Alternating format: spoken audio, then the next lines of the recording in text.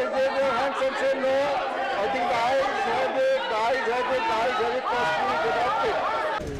किसानों की आत्मनिर्भर करने की कांग्रेस जमाने की सारे जो प्रक्रिया थी, जैसे कि एमएसपी, मंडी, प्रोक्योरमेंट, ये सारे अभी खत्म होने वाला है।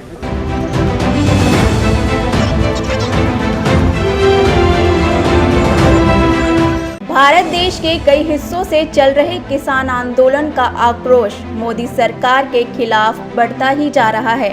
साथ ही किसानों ने देश को सबसे ज्यादा बेचने पर तुला हुआ है वो मीडिया ही है। मीडिया उन पर बिल्कुल भी चर्चा नहीं करता, क्योंकि मीडिया ही देश के लोकतंत्र का चौथा हिस्सा है। ये सरकार सत्ता पे आए थे किसानों की वोट लेकर, मजदूरों की वोट लेकर, गुमराह करके, भ्रमित करके, ये आज साबित हो रहे हैं। क्योंकि एक तरफ किसान, दूसरी तरफ मजदूर, दोनों को हक छीनने की पुरजोर साजिश ये सरकार रच रही है। मैं आज देश के किसानों को बड़ी नम्रता पूर्वक अपनी बात बताना चाहता हूं, संदेश देना चाहता हूं। आप किसी भी तरह के भ्रम में मत पड़िए। इन लोगों से देश के किसानों को सतर्क रहना बहुत जरूरी है। ऐसे लोगों से सावधान रहें जिन्होंने दशकों तक देश पर राज किया और जो आज किसानों से झूठ बोल रहे हैं।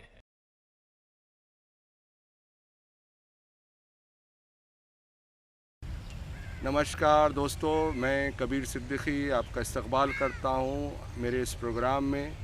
हम जुड़ रहे हैं संसद भवन नई दिल्ली से और मेरे साथ हैं वरिष्ठ पत्रकार पीटीआई के आर्थिक संपादक, पूर्व आर्थिक संपादक जनाब टीएन अशोक, और मेरे साथ हैं नीलम एम सिंह जो पॉलिटिकल कमेंटेटर हैं और राइटर हैं, बड़े इंटेलेक्चुअल हैं, वो मेरे साथ में हैं। अशोक जी, बिल पास हो चुका है संसद में और 3 बिल पास हो चुके हैं, और आप की प्रतिक्रिया इसमें क्या है?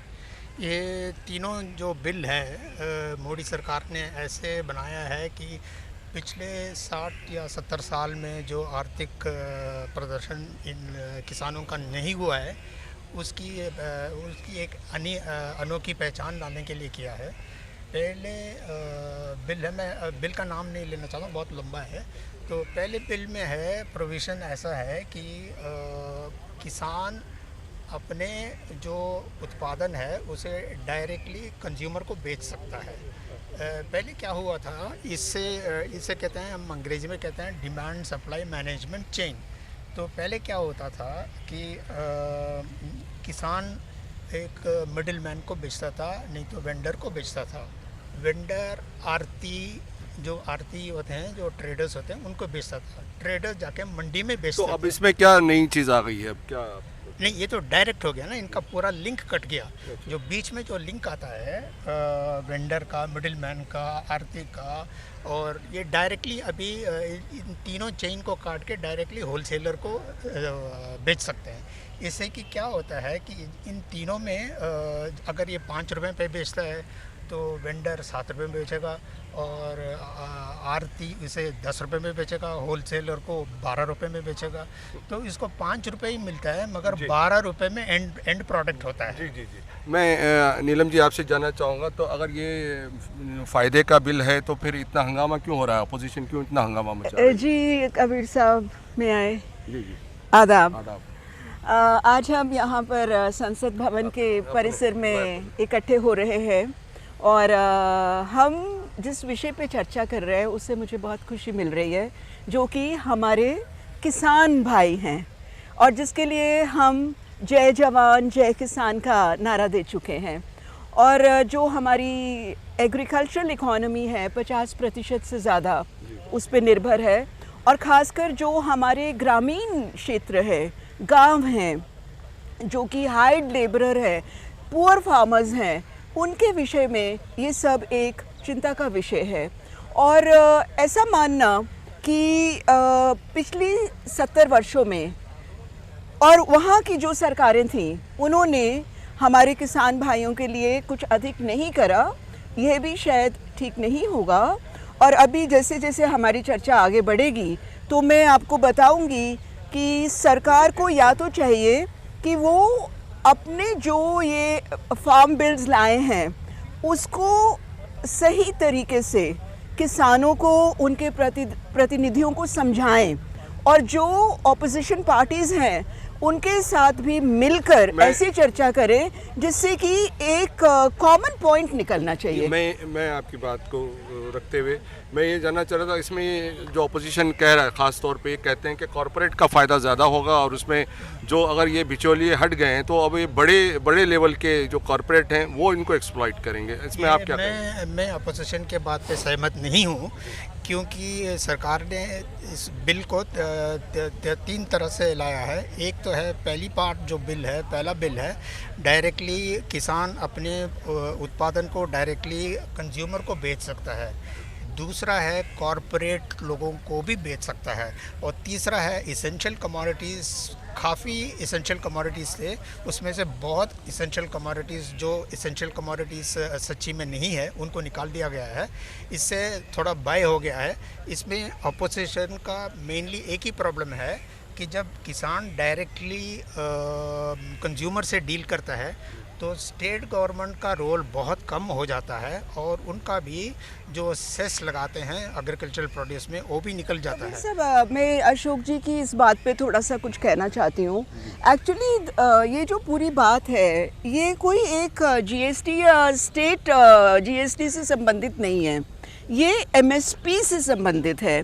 और हमारे डॉक्टर एमएस स्वामीनाथन जो कि ग्रीन रेवोल्यूशन के बहुत बड़े कर्ता माने जाते हैं और उन्होंने ये एमएसपी का जो सिद्धांत था जिसको उन्होंने अपने फॉर्मूला में C2 कहा था, जो कि एक कॉस्ट ऑफ प्रोडक्शन के अतिरिक्त 50% का मुनाफा किसान को होना चाहिए। अब वो उसमें क्या कमी हुई है इसके बारे में हमें चर्चा करना बहुत ज़रूरी है।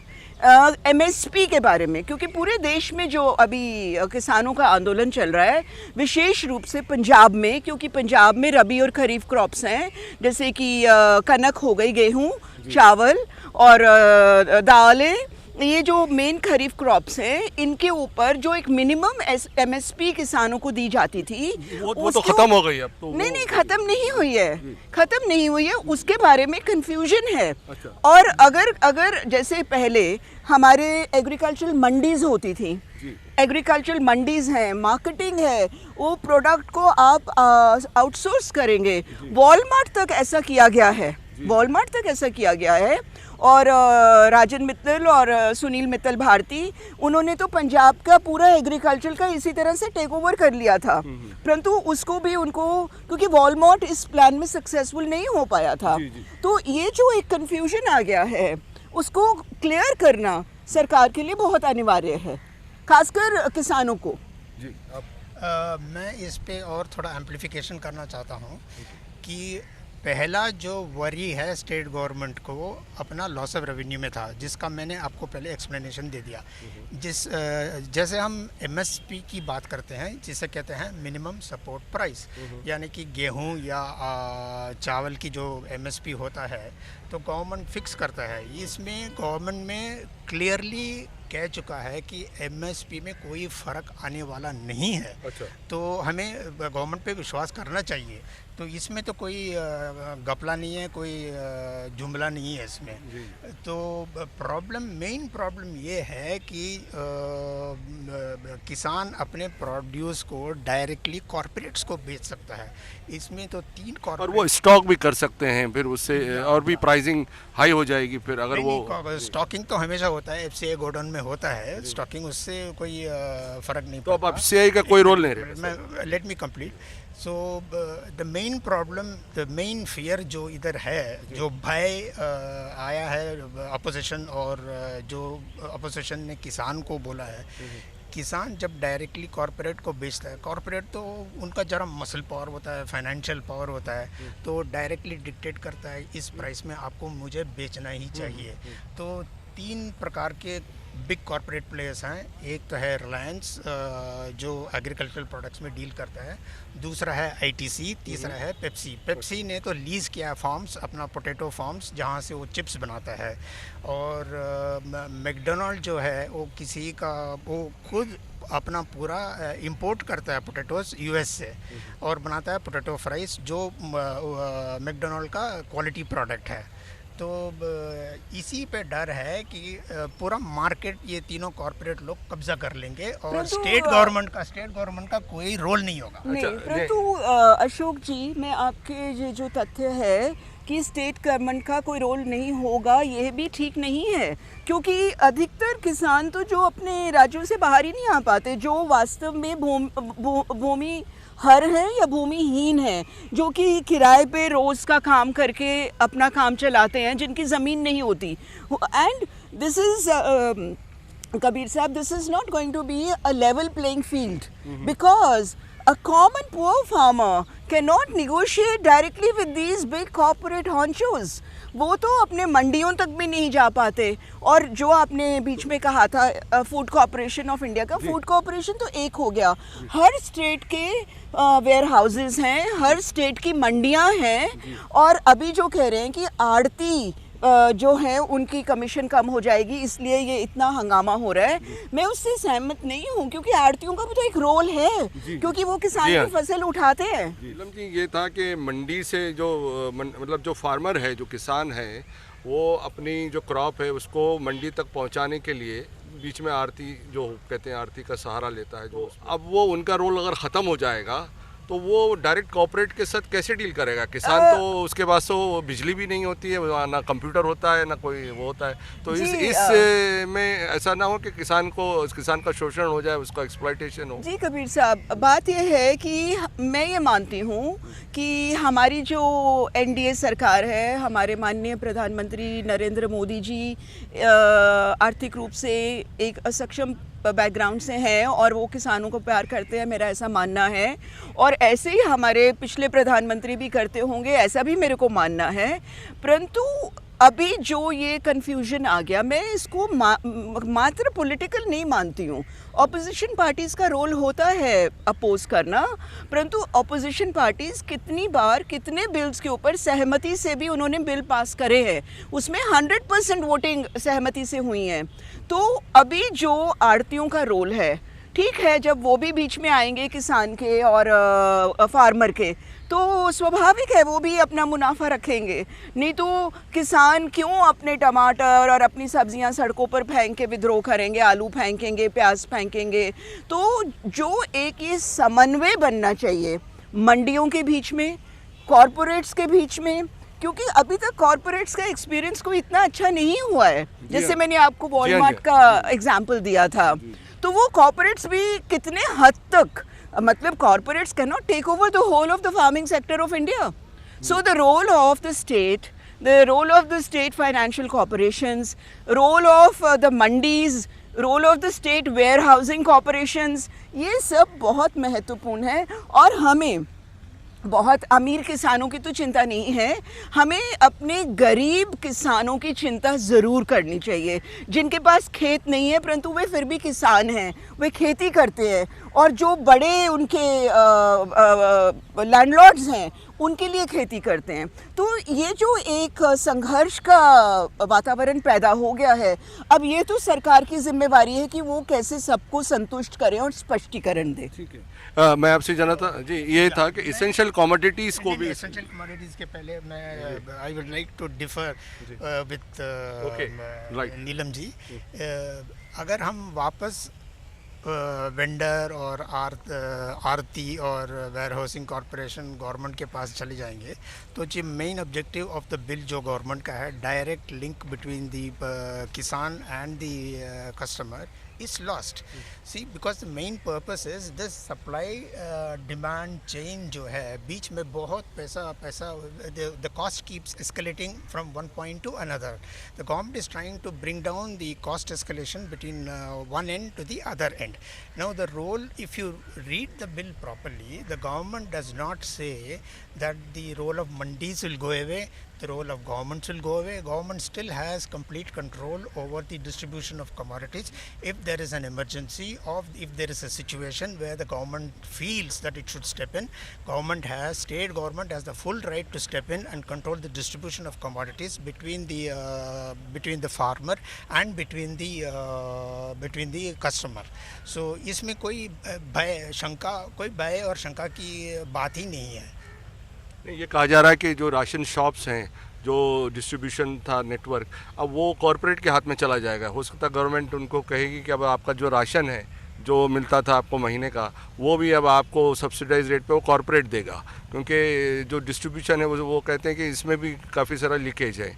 तो इस तरह से तो आप सब चीज़ कॉरपोरेट के हाथ में दे देंगे तो कैसे चलेगा? तो Ashok, you have to be a little more specific. I will answer that, Kabir sir. But I want to request Ashok, because he's an economist also, that he should make the position of government on MSP slightly clear. Because the whole discord which has come with political parties and the government is based on MSP and how the smallest level of the farmer is going to suffer. And why is it that even 70 years after the independence, our farmers are not so prosperous as they should be? And so these are the questions which I would really request the Honorable Prime Minister, the Honorable Agricultural Minister, Mr. Tomar and various other people, that they should come forward and have meetings with other political parties, ताकि वो उन political parties से भी, जैसे GST के मामले में Mrs Sonia Gandhi और प्राइम मिनिस्टर मनमोहन सिंह, वह प्रधानमंत्री नरेंद्र मोदी जी को और अरुण जेटली जी फाइनेंस मिनिस्टर को मिलने उनके घर गए थे, क्योंकि ये एक ऐसा किसान का मुद्दा है, क्योंकि किसान हमारे अन्नदाता हैं, हमारे लिए किसान भगवान है. किसान हमें खाना देते हैं, किसान के खून पसीने से हम अनाज खाते पीते हैं. अगर हमारे देश का किसान किसी वजह से भी परेशान है, और जिसे आप देखें हरियाणा में तो भारतीय जनता पार्टी की सरकार है, पंजाब में कांग्रेस की सरकार है, तो फिर ऐसा क्यों है कि हरियाणा में भी और पंजाब में भी सारे किसान जो हैं सड़कों पे उतर रहे हैं? तो मतलब इसमें हमें राजनीति अधिक ना करके इसको एक स्पष्टीकरण देना चाहिए कि ये जो एक अंतर्द्वंद्व आ गया है इन बिल्स को लेकर, उसको कैसे ख़त्म किया जाए और एक समन्वय सभी राजनीतिक पार्टियां उस पर करें. किसानों तक क्या ये सरकार का मैसेज, ये जो बिल के बारे में क्या उसकी जो क्लैरिटी है उन तक नहीं पहुंची? क्या आपको ये लगता है कि जो आंदोलन हो रहे हैं देश भर में, तो इसकी क्या वजह हो सकती है? जब ये अगर ये किसान के फ़ायदे की चीज़ है तो ये किसान क्यों सड़कों पे उतरे हैं? नहीं, शायद गवर्नमेंट ने ठीक तरह से किसान की लेवल पे जाके उन्होंने उनके स्पष्टीकरण नहीं किया है कि इस तीनों जो मसौदा है उससे कैसे लाभ हो सकता है किसानों को. मगर मैं इस बात पे सहमत नहीं हूँ कि गवर्नमेंट इसको राजनीति के तौर पे लाया है, और मैं सोचता हूँ कि अपोजिशन इसको राजनीति की तौर पे ले जाना चाहते हैं, क्योंकि अब तो कोई बड़ा मुद्दा तो है ही नहीं अपोजिशन के हाथ में. इसीलिए गवर्नमेंट को मैं रिक्वेस्ट करता हूँ कि आप जाइए किसानों के लेवल में जाके उनको पूरी तरह से समझाइए कि कैसे इनको लाभ ला सकता है.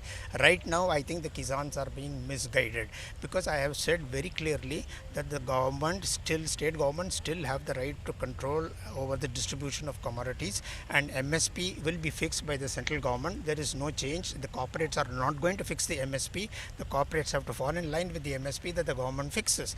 Anything over the MSP is the corporate's response. That's what opposition is afraid of. So, Kabir साहब, मैं जो अशोक जी कह रहे हैं और जो सवाल आप पूछ रहे हैं उसी के विषय में मैं कहना चाहती हूँ कि ये जो MSP की बात हो रही है, तो ये तो एग्रीकल्चरल जेनेटिस्ट्स जो हैं उन्होंने ये एक फार्मूला अपनाया था. जो कि फूड बिल जो कि फूड सिक्योरिटी बिल जो कि यूपीए के समय में आया था और उसमें ऑपोजिशन ने पूरा साथ दिया था, वो लगभग 100% वोटिंग से पास हुआ था। तो अगर हमारे फूड बिल्स में जो अभी आए हैं 2020 के 3 बिल्स जो आए हैं, अगर इसमें कुछ संवाद में कुछ टूट रहा है, जैसे अशोक जी ने कहा इसमें राजनीति नहीं लानी चाहिए, मैं भी वही बात कह रही हूँ कि इसको राजनीतिक मुद्दा ना बना के हमें एक राष्ट्रीय मुद्दा बनाना चाहिए जो कि सभी पार्टियाँ किसानों के हक में फैसला लें। और हमारे देश के किसान यदि खुश होंगे तो हमारा देश जो है वह बहुत ही स्वावलंबी बनेगा। लेकिन आपकी बात बिल्कुल, जो भी आपने कहा बिल्कुल ठीक है, लेकिन जिस तरीके से जिस तरीके से ये बिल राज्यसभा में और पास हुआ है, उस पे आपत्ति है अपोजिशन को। आप करिए, उस पे बहस करिए, बात करिए, लेकिन जिस तरह से उन्होंने इस बिल को पास किया है उससे जो सांसद है वो नाराज़ हैं और उन्होंने धरना भी दिया, आपने देखा, और सारी चीज़ें। एक बात तो मेरी ज़रूर सरकार से आग्रह है कि इस बिल के ऊपर लोकसभा में तो फिर भी थोड़ी चर्चा हुई थी, परंतु राज्यसभा में बिल्कुल चर्चा नहीं हुई और उसको वोटिंग के लिए डाल दिया गया। और ऐसे बिल्स को मेरा मानना है कि चाहे वॉइस वोटिंग का राज्यसभा में और लोकसभा में प्रावधान होगा कानूनी रूप से, राइट, तो उसकी कोई बात नहीं है, परंतु इस बिल के ऊपर फूड बिल जो 2020 के 3 बिल्स सरकार लाई हैं, थोड़ा और समय लग सकता था और उसके ऊपर सबको बोलने का मौका दिया जाना चाहिए था, जिन जिन के नाम पॉलिटिकल पार्टीज़ ने दिए थे। और अगर कोई ज़्यादा भी बात थी तो उसको कमेटी को रेफ़र भी किया जा सकता था, क्योंकि ये बिल पास तो होना ही था। ऐसा नहीं है कि ये बिल पास नहीं होता, सरकार किसी ना किसी तरीके से पास करती, नहीं तो नोटिफिकेशन निकालती। तो परंतु ये जो राज्यसभा में विशेष रूप से हरिवंश जी जो कि डिप्टी चेयरमैन हैं और हमारे पुराने मित्र भी हैं, क्योंकि वो कवि और लेखक है, मेरी तरह कवि तो है ही हैं, तो हरिवंश जी के साथ भी जो थोड़ा ऑपोजिशन पार्टीज़ ने बहुत झड़प करी, वो सारा कैमराज में रिकॉर्डेड है। थोड़ा और संयम बरतना चाहिए हमारे राज्यसभा के सांसदों को। डेरिक ओब्रायन ने भी वो रूल बुक उन्होंने कहते हैं, वो उन्होंने फाड़ी नहीं, लेकिन वो कहते हैं राज्यसभा के जो सदस्य और भी थे उन्होंने कहते हैं कि वो रूल बुक को उन्होंने ऐसे तो संजय सिंह भी हैं, डेरिक ओब्रायन भी हैं, 8 सदस्यों को तो निष्कासित किया गया, सस्पेंड किया गया रेस्ट ऑफ द अधिवेशन के लिए। तो खैर सस्पेंड करने को भी मैं ठीक नहीं समझती हूँ, उनको वार्निंग दे के मौका देना चाहिए बोलने का। और डेरिक ओब्रायन साहब वैसे भी जब वो थोड़ा गुस्सा हो जाते हैं तो डेरिक ओब्रायन को गुस्सा क्यों आता है वाली स्टोरी है, परंतु मेरा ये मानना है कि डेरिक ओब्रायन भी प्रो फार्मर हैं, गवर्नमेंट भी प्रो फार्मर है। ये क्या विषय है, क्योंकि इसमें बिग फिश की बात आ रही है, बिग फिश एंड सब कुछ ठीक है तो फिर ये हंगामा क्यों है? ये इससे एक ये जो मिस्ट्री है, जब अगर आप कहती हैं कि ये फ़ायदे की चीज़ है तो ये फिर इतना हंगामा क्यों है? नहीं, मैं ये कह रही हूँ कि ये कितने फ़ायदे की चीज़ है किसानों के लिए, ये सरकार एक्सप्लेन करने में अभी सफल नहीं हो पा रही है। तो जो गवर्नमेंट में बहुत इकोनॉमिस्ट्स हैं, principal adviser to the prime minister, he is from IIT, और उनके जो फाइनेंस डिपार्टमेंट के अलग अलग एडवाइज़र हैं, वो सब थोड़ा क्लैरिफाई करें अपने टेलीविज़न चैनल्स के थ्रू और प्रेस कॉन्फ्रेंसेस के थ्रू कि ये असमन्वय जो है, क्योंकि सरकार कुछ कह रही है, ऑपोजिशन कुछ कह रही है, कांग्रेस कुछ कह रही है, तो ये इतना तो मतभेद नहीं हो सकता। ये मेरे भी दिमाग में ये बात थोड़ी घूम रही है। Do you think the way the Rajya Sabha passed the bill, is it correct as per the rule of Rajya Sabha? Do you think it is a... Let me explain one thing to you. I have been covering Parliament for the last 30 years. I have been sitting in the front bench and covering Parliament. Whether it is BJP in opposition or whether it is Congress in opposition, क्या करते हैं basically when there is a contentious bill when the minister is moving the bill, the opposition is so restless that they will not allow the minister to speak, and several appeals have to be made by the chair to the opposition to please let him speak, you will get a chance to speak. नहीं, ये नहीं होता है, मैंने खुद देखा है, इस बार भी ऐसा ही हुआ है. So you cannot say that the government did not allow a debate. The problem is the government wanted a debate, but the opposition was not allowing a debate to take place. No, with the their debate did hangama. not take place in Rajya Sabha. Let me finish. Opposition is not allowing the debate to take place, and opposition is not supposed to come to the well of the house every time, and it is highly unparliamentary of any particular member to come to the well of the house and address the chair directly and then tear the rule book. The rule book is like a Bible of the house, it cannot be torn. आपको do you have any like what do you want to say like Kabir साहब देखिए, जहाँ तक rule book की बात है, rule book is of course a Bible of all for all members. और ये सारे मेंबर्स को स्कूल के बच्चे तो है नहीं जिनको कि रूल बुक हाथ में रहनी चाहिए. उनको बहुत एक्सपीरियंस है, बहुत सीनियर लोग हैं पार्लियामेंट में. परंतु क्योंकि रूल्स को पूरी तरह से फॉलो नहीं किया गया था, मतलब मोशन ऑफ डिबेट तो इंट्रोड्यूस ही नहीं किया गया ना. तो क्योंकि राज्यसभा में सरकार का बहुमत नहीं है, तो सरकार को ये डर था कि ये बिल पास नहीं होगा. परंतु वो डर भी उनकी एक इमेजिनेशन थी. हो सकता है इस बिल को सपोर्ट मिल जाती और जितने उनके प्रेजेंट सदस्य थे वो उसको समर्थन करते, क्योंकि इतने महत्वपूर्ण बिल को वॉइस वोट के द्वारा पारित करना, इससे मैं सही नहीं समझती हूँ.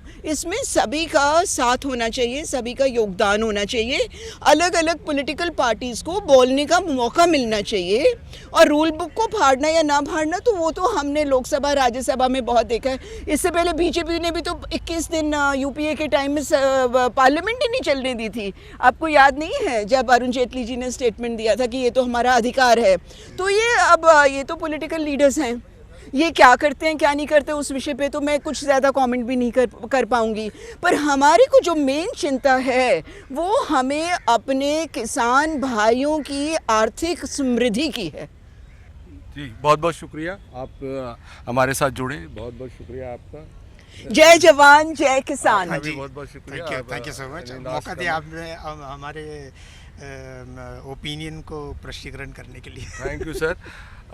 ये थे TN अशोक जी और नीलम M सिंह जी. इन्होंने अपने व्यूज़ रखे हैं. अब सरकारें आती रहेंगी जाती रहेंगी, देश तो चलता रहेगा. और हर सरकार यही चाहती है, यही कहती है कि ये सब आम आदमी के फ़ायदे की चीज़ है, चाहे वो किसान हो मज़दूर हो. लेकिन अब इसका देखना ये है कि इस बिल से कितना उन किसानों को फ़ायदा पहुंचता है या आम जनता को फ़ायदा पहुंचता है, ये तो आने वाला वक्त ही बताएगा. अब मैं आपसे इजाज़त लेता हूं. अगली बार फिर एक नए विषय पे हम लोग आपसे जुड़ेंगे. Thank you very much.